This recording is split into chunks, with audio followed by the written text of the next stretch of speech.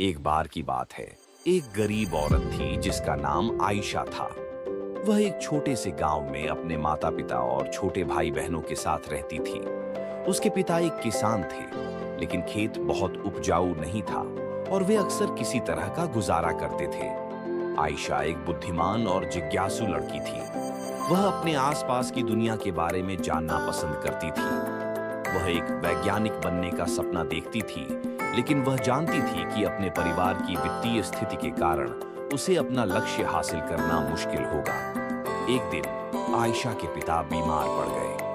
वह काम करने में असमर्थ थे और परिवार की आय और भी कम हो गई। आयशा को अपने परिवार की मदद करने के लिए स्कूल छोड़ना पड़ा। आयशा ने अपने परिवार का समर्थन करने के लिए कड़ी मेहनत की। उसने घरों की सफाई और खेतों में काम करने जैसे अजीब-अजीब काम किए। उसने स्थानीय बाजार में सब्जियां बेचना भी शुरू किया। अपनी व्यस्त दिनचर्या के बावजूद आयशा ने वैज्ञानिक बनने के अपने सपने को कभी नहीं छोड़ा।